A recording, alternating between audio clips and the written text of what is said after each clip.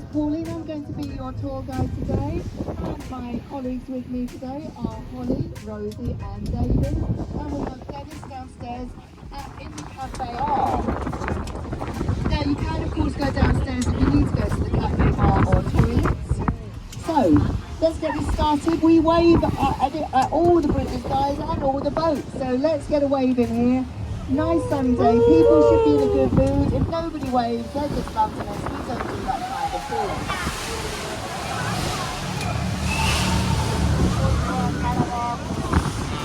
So straight up here, there's that Palace of Westminster and the Elizabeth Tower. And you probably thought I was going to say something else there. Better known, of course, as the Houses of Parliament. Now, was a royal palace here from Anglo-Saxon times, King Canute, until Henry VIII.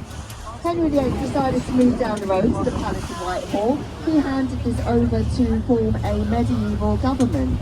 And that stood here until 1834, when that building burnt down. And Charles Barry was then commissioned to design this new neo-Gothic building that you can see now. Now notice on the building there, you've got green awnings and red awnings. We have two houses here in our Parliament in England. The red awnings are for the House of Lords, they're appointed by the monarchy, and the green awnings is where the House of Commons are, and they're the MPs that we get to vote in and out. Now of course, people weren't always lucky enough to have a vote, so back many years ago, 5th of November 1605, a gentleman named Guy Fawkes decided that he was unhappy and he wanted to blow up Parliament. Good. Now sadly he was caught, luckily he was caught, and he was tried, and if you look at that little hut there with the stairs, that was the UK's smallest prison, and he was taken there and held there until they could get a rowing boat. Archbishop of Canterbury, the head of the Church of England when he's in residence in London.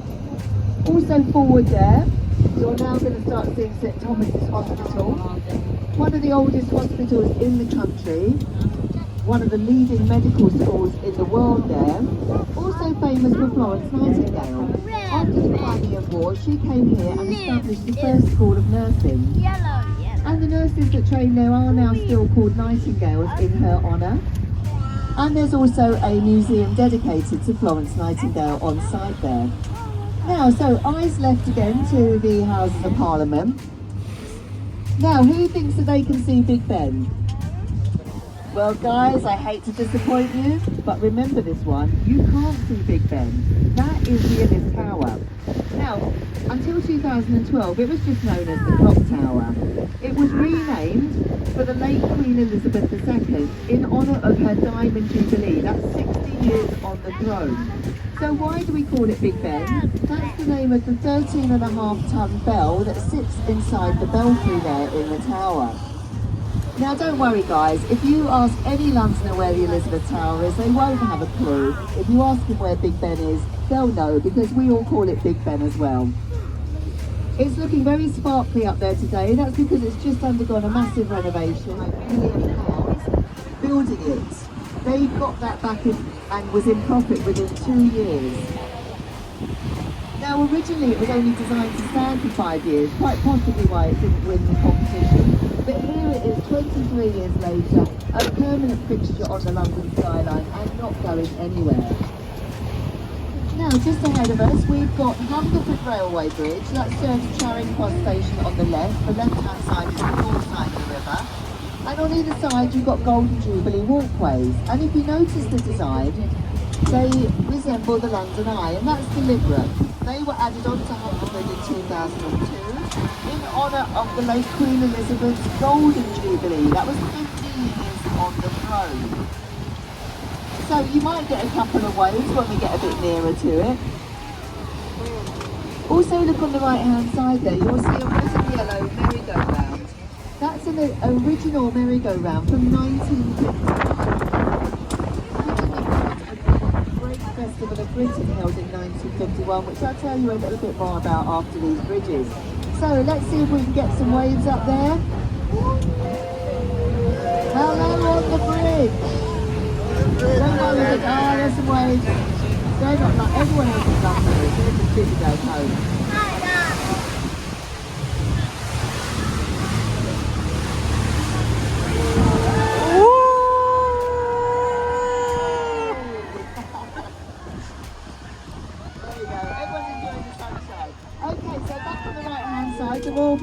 War. I just told you about the Great Festival of Britain in 1951. After World War II, the country was on its knees, very depressed. So we had a great festival to cheer everyone up. The Royal Festival Hall is the last remaining building. Lots of nice exhibition spaces in there, guys. Home to the world famous London Philharmonic Orchestra. Beautiful restaurant called Skyline there. Also completing what's known as the South Bank Centre there is the Queen Elizabeth Hall, Purcell Room and the Haywards Gallery. And on weekends, including today at lunchtime, there's a lovely street food market there, well worth checking out for the street. Only open in the daytime though. Now, the next bridge, one for us girls, and you guys as well, you can celebrate with us because this is Waterloo Bridge, known as the Ladies' Bridge. When all of our brave young men were away fighting in World War II, the bridge was bombed and had to be built again. So the ladies stepped up to build it. And girls, no surprises, eh? We built it on time and on budget. The only bridge in London that can make that claim. So that's why we call it the London Bridge. It's also made of self-leaning stone. So every time it rains here, and let's be honest, it rains a lot.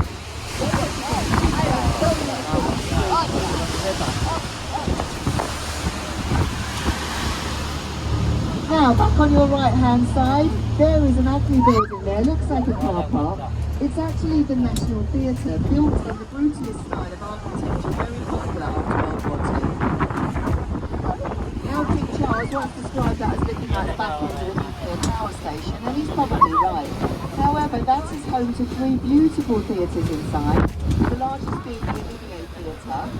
So if you are into theatre, a lot of shows in the West End will start their runs out here. So well worth checking out because you'll often see a West End show for a fraction of the price before it hits the West End. Also, that whole area on the right-hand side there, known as the South Bank, very, very popular with us South Londoners. A nice day out, a nice walk, especially on a sunny day. As you further ahead of you on the right, you can see a red brick building, and it looks like it says OXO, except it doesn't. So the English stockkeeper that makes gravy here, they bought that building in the 1930s, and the River Thames is a royal highway. It's illegal to advertise, so they were quite rightly taken to court. They hired a very clever lawyer who said, no, that doesn't say OXO, no. We just randomly ordered some random geometric shaped windows. We just randomly put them up, and they just coincidentally look like they say the word OXO. And he must have been a very clever lawyer because he got away with it. So they are the only company here on the river at this stretch that you will see any advertising. Now also keep looking to the right because here it is, our secret beach. If you look to the right hand side there, that's what's been afterwards called Riviera Beach. And when the tide is low,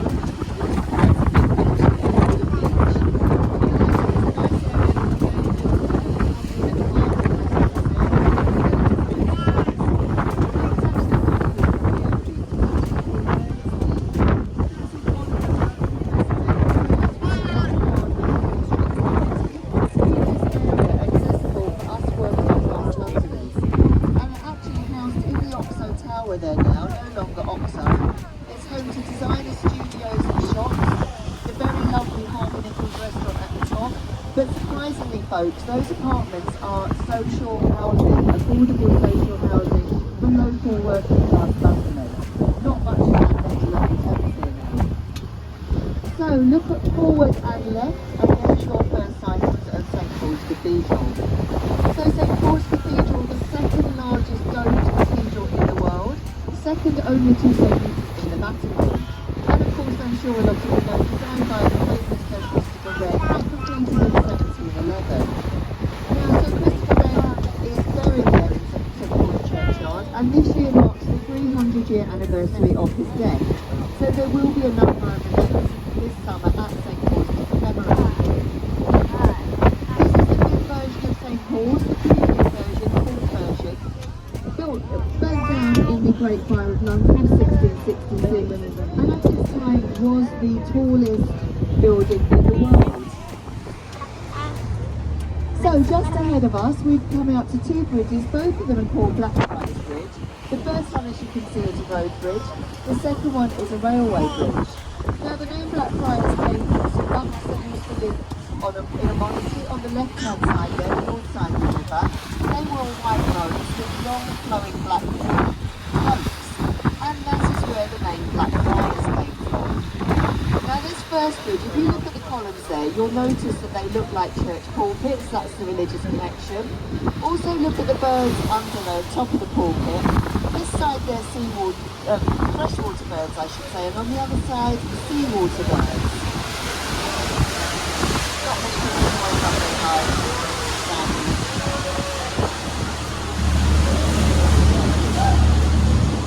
Certainly no one up there on the railway bridge. Now the birds on the pulpits, this is because the Victorians believed that this was where the seawater met the river water. We now know that not to be true. It happens about 9 miles up the bridge.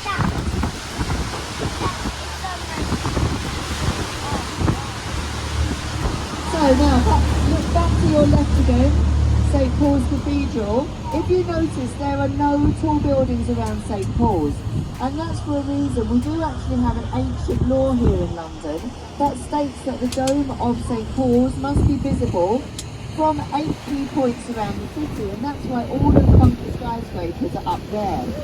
So if you look here to the City of London here on your left, you'll notice it's got a glass entry in the middle, and that's to preserve the sight from the south side of the river across to St Paul's. St Paul's stands at 365 feet tall. That's because Sir Christopher Wren was very religious, and he believed that we should be worshipping every day of the year and not just Christmas, Easter and Sundays. So, just ahead of us is the Millenium Bridge, known to us Londoners as the Wobbly Bridge. This was the winner of the competition to find the new landmark for the 2000 millennium. But I will tell you on the way back why we call it the Wobbly Bridge. If you look to your right though, on the other side of the bridge, you're going to see a round white building with a thatched roof. That is a detailed reproduction of the Shakespeare's Road Theatre that stood nearby between 1599 and 1613. When during the production of Henry VIII, someone thought it would be a great idea to put a cannon in there to make the sound of thunder. Sparks from the cannon set fire to the thatched roof, burning the theatre down and quite literally winning the house. Now that reproduction is the only thatched roof that you're going to find in London, because thatch was banned after the Great Fire in 1666. So the US director that created this reproduction had to get special permission to install that thatched roof, and of course it is fireproof. Now the Shakespeare's play there is open for summer season. If you're into Shakespeare, you can visit and watch a Shakespeare play there. Just be warned though guys, it's a favourable reproduction, so that means it's open air and mostly standing room only. Now, just ahead of us is Southwark Street Bridge. A lot of people don't know about this bridge. I'm a Southampton, it's my favourite bridge because not many people know about it, and it's put way over the river. However, on the left-hand side, it takes you into Queen Street, which in turn takes you into Watley Street, which is part of the old original Roman road here in London, and that takes you up to St Paul's. So we'll see if we get away here, but unlikely to be honest. These will mostly be Londoners. And as I told you, we're going to be waiting at the bridge.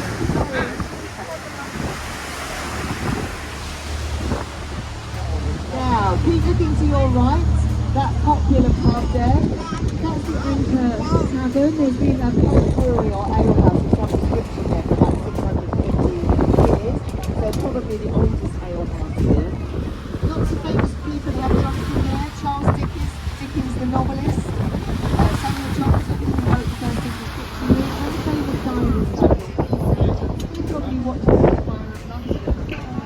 Now a lot of people do think that Shakespeare drank there, but I don't think they do. I heard he was hard.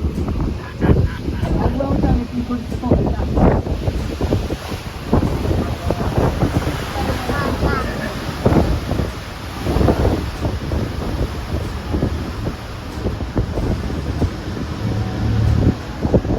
That was just Cannon Street Railway Bridge we passed under. That just brings the community to their city jog. Now look there to the left, you'll see a column with a gold orb on the top.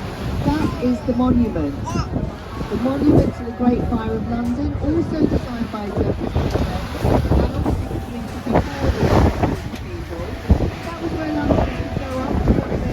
big rebuilding down there. You can still go up there today, guys, but be warned, there's only 300 steps and there's no lift. There's a small chance to go up there, but you do get say that you would be up there. So that's when you make your way by the 1666. On your right hand side, if you look behind the tree, Suffolk Cathedral, the oldest Gothic church here in London. William Shakespeare's brother was buried there, and in the American text, John Harvard University was also there. And William Shakespeare was Anthony Harvard's business. Trees and waves and fantastic people up there. Now look at the side of the sky. What does it say?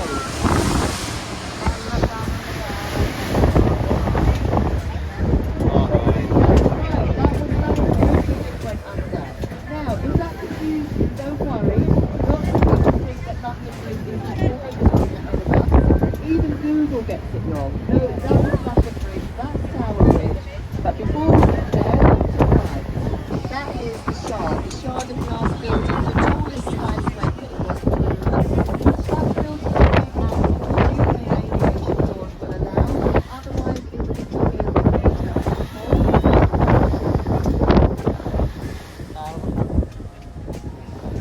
So, home to the Shangri-La Hotel, offices, shops, restaurants, and of course some very swanky apartments at the top. No social housing in there, guys.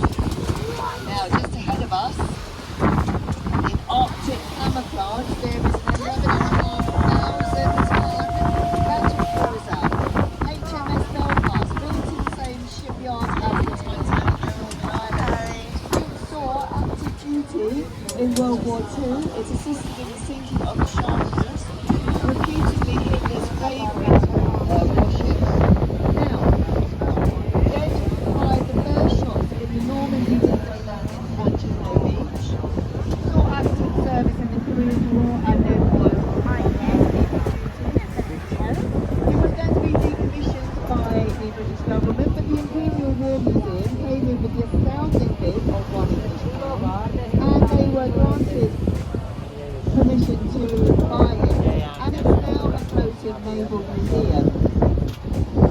Now look at these guns here on the right, these are the forward guns of course. There's a firing distance of 12 miles, and any Brits on board, they're firing at EM1.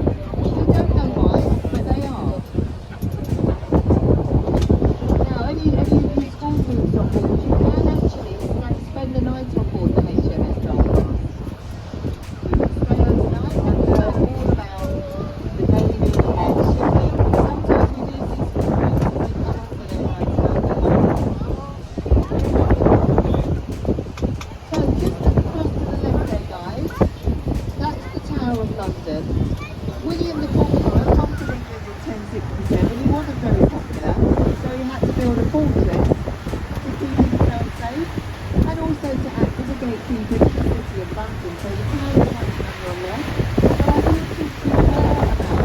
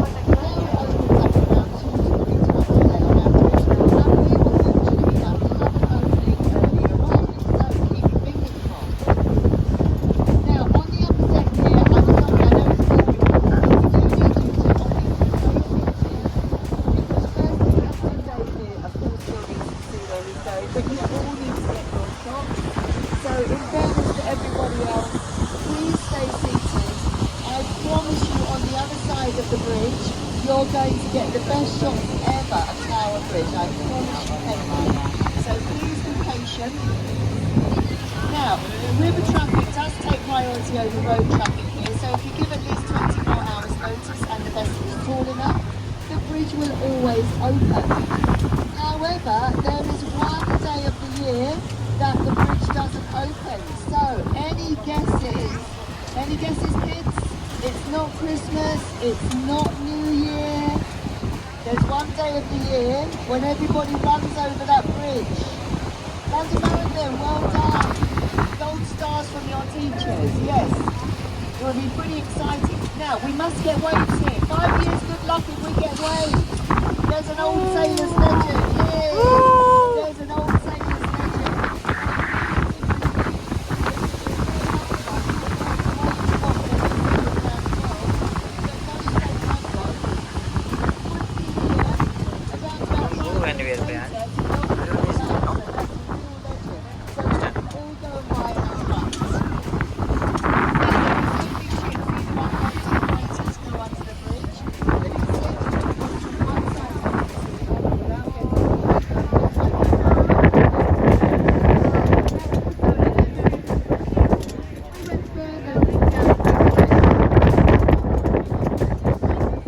We do have a pub there called the Mayflower, and there's a statue outside of Sir Christopher Jones, the captain of the Mayflower, and it's widely believed that Captain Jones and the original building would have come from the high area of South East London with all its glory.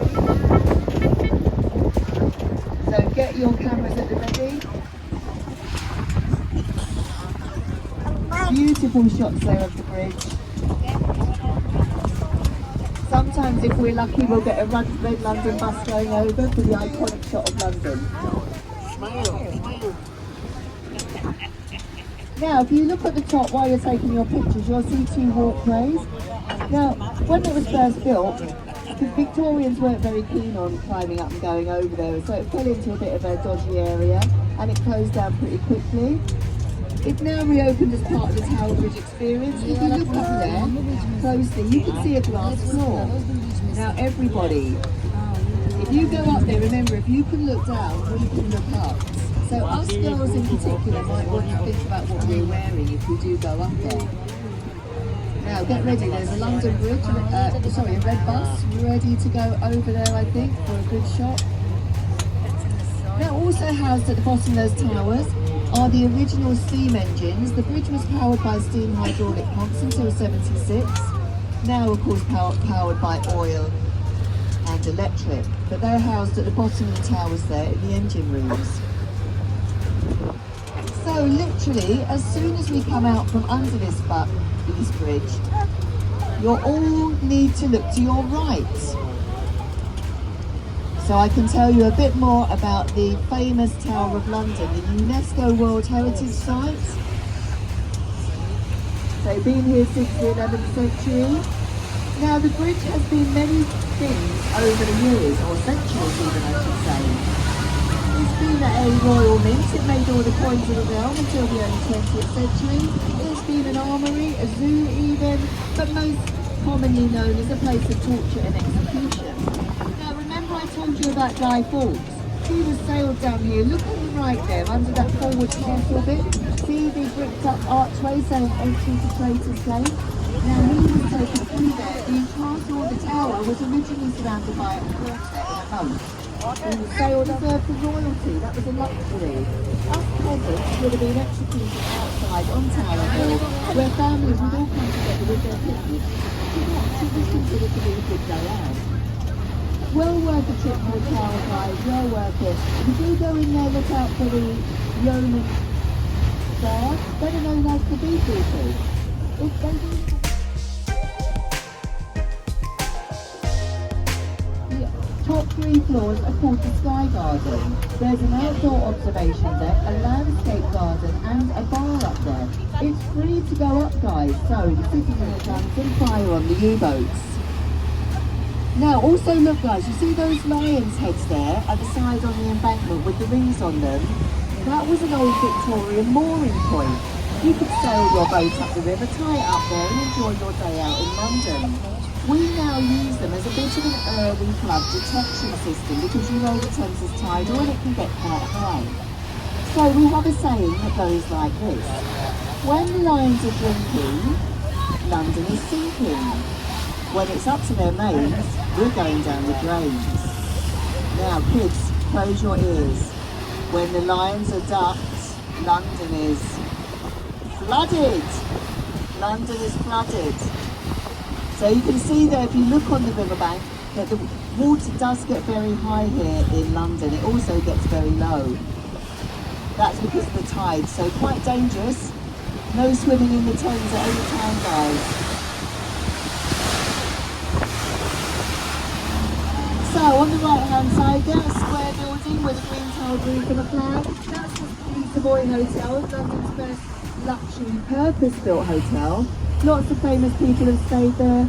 Charlie Chaplin, Marilyn Monroe, Justin Bieber. Very expensive to stay there. I've not stayed there, out of my price range. But also keep looking on the right there. Can you see that obelisk? That's Cleopatra Cathedral.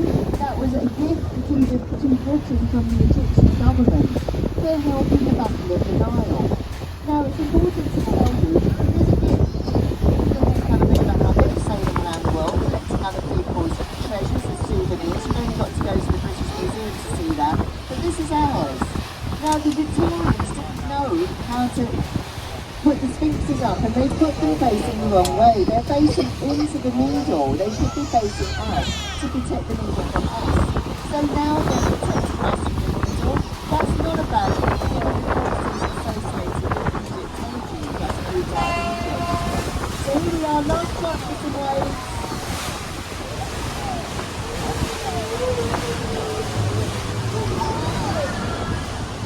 Hi guys! Hey! So, of course, we are coming back towards the London Eye. We still have a little while to go though.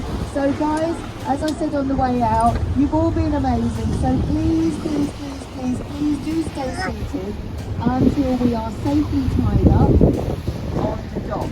It can get a little bit rocky here, a little bit bumpy, especially if another boat goes to the side. So it's for your safety. Captain Dave's done a wonderful job of getting you up and down, so let's make sure you all get onto dry land safely. So back to the London Eye. Some of you have been on it, some of you are yet to go on it. It's a fantastic experience up there. You can just see the eye, which is brilliant. And from the top on a clear day, you can see for about 40 kilometres, even as far as Windsor Castle. If you pass by Windsor Castle, look out for Buckingham Palace, which is overlooked Big Ben and further, that direction. If the flag is flying, it means that the King is in residence. So back to the eye then, you can do a pod experience. You can also do a champagne experience, which basically means you drink champagne in the pod. But guys, we've got a Cupid pod, it's really popular. We have loads of marriage proposals up there on the eye. But here we are, girls and guys. If you